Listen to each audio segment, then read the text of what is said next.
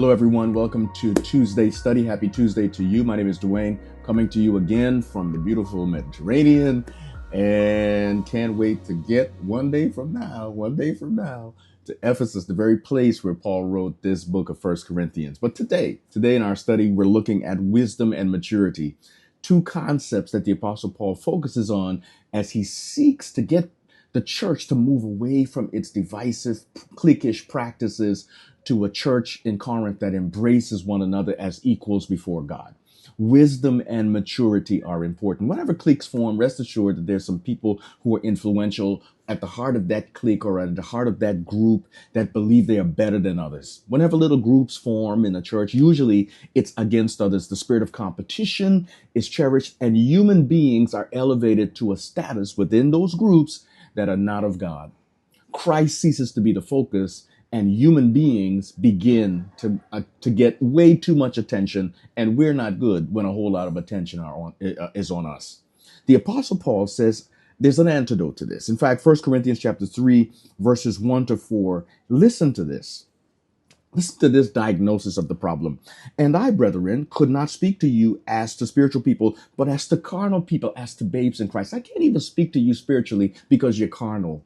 You're really babes, little babies in Christ. I fed you with milk and not with solid food, for until now you were not able to receive it, and even now you are still not able. Even after all this time, you're not growing in your walk with God. You're still babes. For you are still carnal, for there is envy and strife and divisions among you. And are you not carnal? Are you not behaving like men? For when one says, I am of Paul, when another says, I am of Apollos, you betray yourself. You tell me who you really are. You tell me that you're not really deep. You're not really spiritual. Because if you were, those divisions would not exist.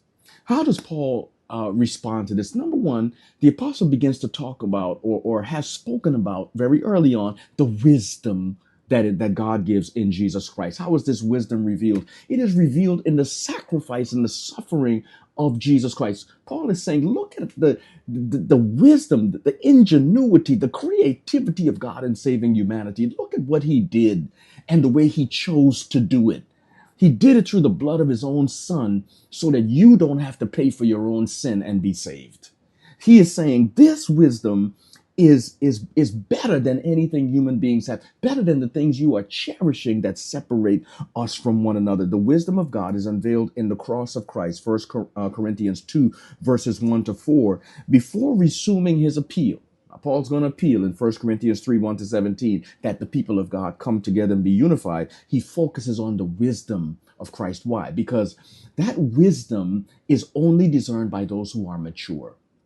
He's saying you can't fully be mature in Christ, understand his sacrifice, and be separate from each other, and be causing dissension and breakdown in relationships. That's not possible to those who are truly mature in Christ. And then the apostle says, I've been giving you milk, Hebrews chapter 5, 12, 13, and 14.